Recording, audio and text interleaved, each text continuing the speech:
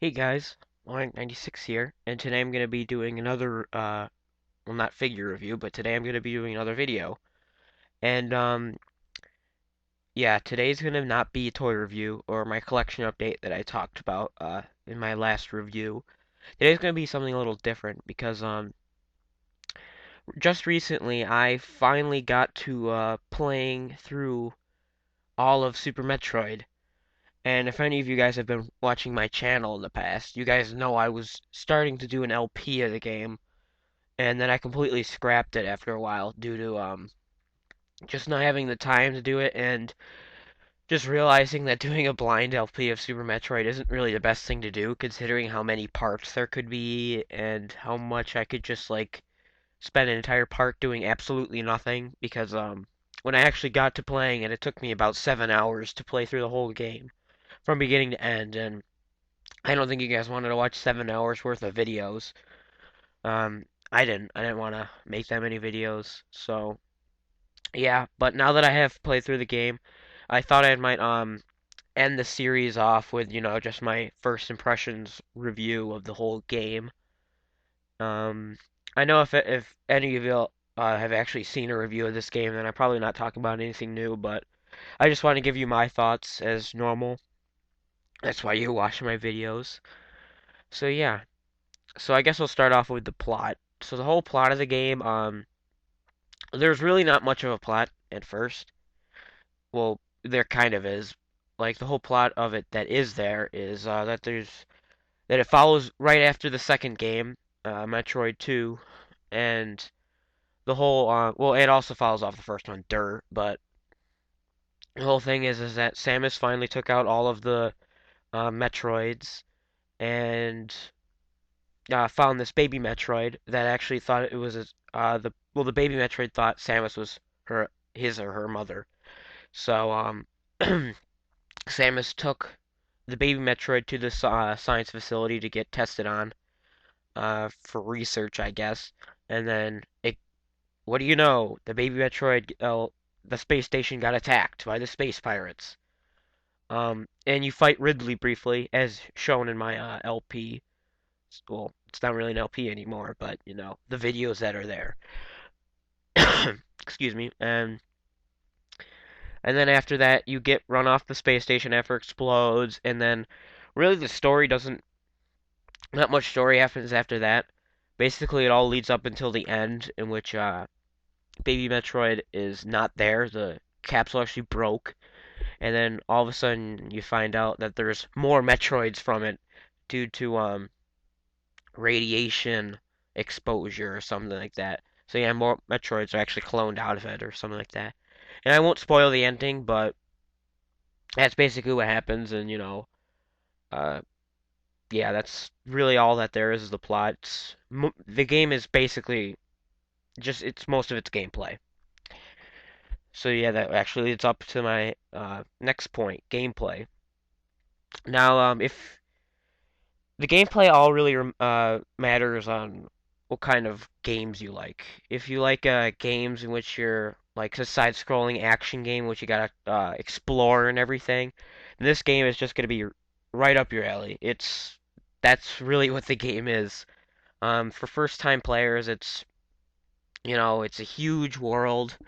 It's not too huge to the fact you'll get lost uh like 7 times, Um, but it is a good amount for a good amount of gameplay. As I said, it took me 7 hours to beat it on my first run. So, but it really is side-scrolling action. You got a gun, you got missiles, you got it's platforming. Good platforming action game, which I like. Those are always fun games. And yeah, you get to fight bosses. Typical video game. Not much of an like a I guess a brand new series. Well, it did bring a lot of new stuff to the video game franchise, so there's that. And the controls, that's my third point. The controls in this game are a lot better than the first two Metroid games. if you're like me, I played the first Metroid game. I was never able to beat it, but I played it, and the controls were extremely stiff in that game. You can only like point up, left, and right, and I don't even think you could point down, which really sucked because a lot of the times you'd be falling down and you just can't shoot anything. So yeah, but in this game the controls are just the way you'd want it. You can shoot up, you can shoot diagonally left, diagonally right, down, diagonally right.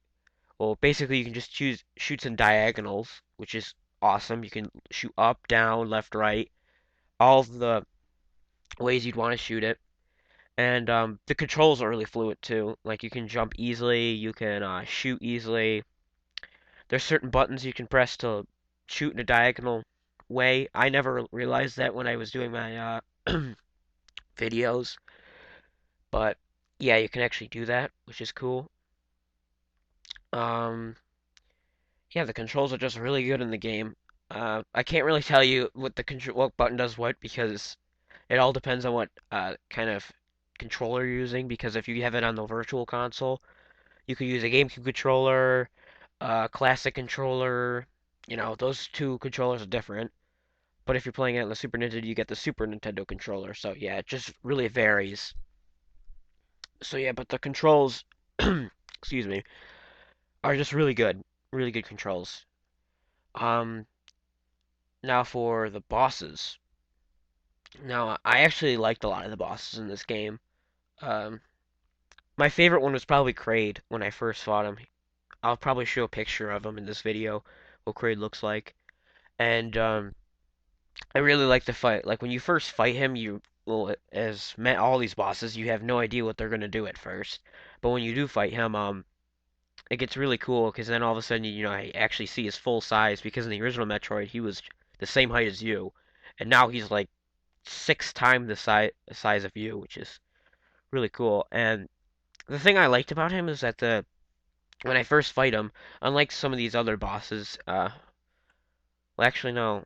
There's only one of these bosses that I actually died on, but whatever. Um, but he was just evenly matched. Like when you first fight him, you're probably gonna get hurt a lot at him at first, but when you finally find out how to beat him, you'll be able to kick his ass, and it's just really cool. And I don't know. I just really liked him as that boss fight. Then the second big boss fight you're gonna have is with Fantoon, who's this big brain eye one-eyed guy who's kind of creepy looking. That fight was a little bit annoying, but you just got to get down the pattern of his attacks, and then you can actually hit him. There's only brief moments where his eyes will be actually open for you to shoot. And then Dragoon or Dragon, I don't know how to pronounce this guy's name, or I think this is a female. This was the only boss that I actually died on, the big boss, because I didn't mention, but there's a lot of sub bosses too. Like if you watch my video, you see me fight this like spore monster. Uh, that one was actually really annoying. I have to say that, but I actually never realized it. But you could just hide in the corner in your morph ball, like on top of the ledge in the left or right corner, and you'll never get hit by anything. But I never realized that, so I almost died to that boss in the video. But this boss I was talking about, Dragoon, um, was the only one I actually died to because there's two ways. Well, there's actually multiple ways to fight this thing, but there's two main ways. There's, you know, the normal way in which you just shoot missiles into its big stomach when it's exposed, or charge your beam up and shoot it. Or you can do it the really cool alternate way in which you use your grappling beam to on this exposed like outlet kind of thing, and then it'll damage you in the process, but you should have enough health at the time that it kills Dragoon first, and boom, you kill the boss in like yes, 5 seconds. It's pretty funny, and yeah, it's a neat trick. And then you come to Ridley, who you briefly fight in the beginning of the game, but runs away at some point in the fight. But this is probably one of the more tougher fights. But at that point, you should be well enough equipped that you can take it out after a good amount. You'll probably lose a lot of health in the process, which happened to me, but there's enemies along the way that you can just grind off for energy and missiles back and such. So it's not a huge deal. when you fight Ridley.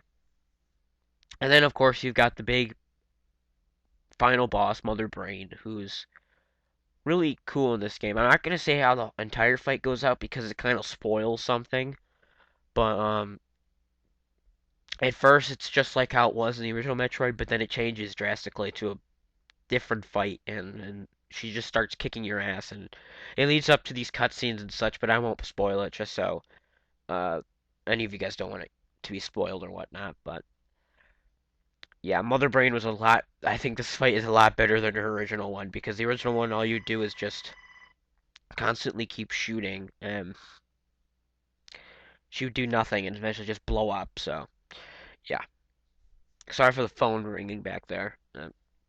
Phone ringing. And point six power ups. Now I really like the power ups in this game. In the original Metroid, there was only like a certain amount of power ups. There's like the wave beam, the ice beam, um, certain little ones. There was the screw attack, the high jump boots, charge beam. Well, no, the charge beam wasn't in that game. But yeah, little uh, power ups like that. But in this game, they just trump over the original, and I even think they trump over the second one. I haven't played the second one, if any of you are asking that. But yeah, but it has so many more power ups. It has all the most of the power ups from the first game, and I think it has some from the second one. But it also has the grappling beam, which you can use to grapple these certain blocks. But you don't really need it if you know how to do this certain trick, a wall jump. I can't really explain how to do it. Just watch videos of it on YouTube if you don't have any idea what I'm talking about. But there's that.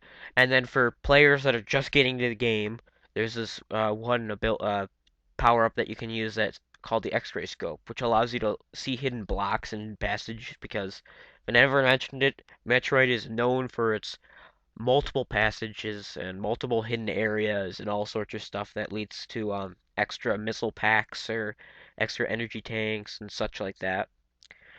Because usually in that game, if there's a dead end, it's probably not a dead end. So just use your bombs and such. Of course, as I said, there's a lot of power-ups still there, like the ice beam, the wave beam, the screw attack, which is probably my favorite ability, because it just can murder everybody in the game. But you don't get it until late in the game, which kind of stinks. Um, there's the what was it, like the space jump, which allows you to like keep jumping infinitely up into the air, which is really cool. You kind of gotta rhythmically press the button though to jump. But that doesn't take too long to do. And there's many other abilities that aren't coming to my mind right now, but yeah, most of the abilities are really good and really good improvements over the other games. So yeah, there's a big thumbs up right there. Now, I think I already talked about a lot of the things I liked. I liked the bosses. A lot of the bosses were really cool. I love the controls. It's really fluent. It's I love a lot of the power-ups. Just really, really awesome. And if I didn't say it, but I really liked the ending of the game. The final boss ending was one of the really cool cinematic boss endings that I haven't seen in a while. I mean, it's not really epic to the point in which you'll think it's epic. I don't really know how to explain it, but it's good enough to that you'll really like the ending. I did. I thought it was really cool. Um, yeah, I just liked a lot of things. Now there is a few things I didn't really like about this game, that kind of irked me, but that's mainly the first run kind of things. Especially the main point is you're probably gonna get lost one or two times. I know I did. I was trying to do the entire run, no help. I didn't want any help. I was just trying to find everything on myself, do everything by myself. But there was one point I had to look up where to go because it was kind of cryptic. Like there's this big glass tube that you wouldn't think to use a power bomb on. That's another ability I didn't talk about. Um, that it's like a bomb that you can drop in your morph ball mode, but it's a has a much bigger radius and a lot more powerful. But you use the power bomb and it actually makes the tube canopy explode, and then you can go into a different area. But I would have never thought to do that, and I would have been like lost forever. But there's other points in which you just really got to look around, and it can kind of get annoying because it's it's a really non-linear game. You can go most places, but luckily they block off a lot of stuff that you need power-ups for. So yeah, that's a good thing. But it is really annoying at first, and you know, it can really that's the only points in the game I actually got a little frustrated was when I got lost. But other than that, I didn't really get frustrated until I fought Dragoon. But once you find out the trick, then you just laugh at how hard you thought the boss was, and it's just yeah, funny. Any other little points? It'd probably be well, I guess the whole scale. It can kind of be overwhelming at first, just looking at the map and going, geez, I gotta explore all that. But eventually you'll explore all of it, and it won't be too bad. Probably once you play it through it the first time, you can probably beat it in like 3 hours lesser. Or if you really get the game down, you can do it in under like 2 hours or something. So that's all good. But yeah, those are some of the points that kind of irked me and probably will not be a big thing for a lot of people that don't like that kind of stuff, which is understandable because I'm not a big fan of non-linear gameplay, but the Metroid series is the only series that I actually don't mind that in.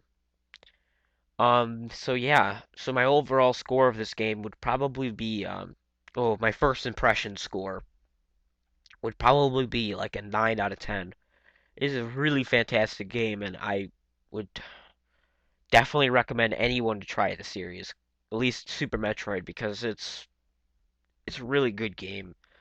I'm not gonna deny that. It's probably one of the best Super Nintendo games because it just has really good gameplay as it just hooks you after you get far enough in the game. You just want to keep going. You want to just save the baby Metroid and just murder all these evil bosses that, are just evil, I guess. They don't really explain what these space pirates do other than steal stuff, but hey, that's where the Metroid Prime games come in.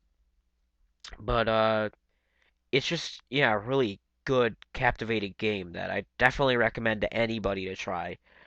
This is just my first impressions though, because some of the dislike points kind of got to me a bit, but after multiple playthroughs, I'd probably warm up to this game a lot more. So yeah, I just gotta play it more to really get my full review of it. But this is just my first impressions of what I thought of it and how the whole game was on my first run. So yeah, again, the score is like 9 out of 10. I can't say it enough. I'd really recommend anyone to try this game because oh, I never mentioned, but one thing I really did like about this game, the thing that will definitely make you want to play this game if you don't like non-linear gameplay, is that there's a map function. Because in the original Metroid, I don't think there was one in Metroid 2. There might have been, but in the original Metroid there was no map function, so you had nothing to guide you of any key points, and a lot of things were just copy paste. Like you could not tell different areas from different areas. It was pretty bad. I had to use an online guide map just to move around, but in this game they have an online map. It even marks areas that you've been through with because normally it's like this bluish color, but after you go through it, it's pink, and that's all good. It really helps out. So yeah, I hope you guys enjoyed this first impressions view and review, and hopefully this makes up for not finishing the LP for any of you guys that watched it. I'm really sorry, I just didn't want to do a first blind let's play of that game because I don't think I don't want to, and I don't think you guys want to watch a 7 hour run of that game. So yeah, I hope you guys enjoyed this first impression review, and I will see you guys next time, to which I get to my collection update. So yeah, look forward to that. All right, see you guys later.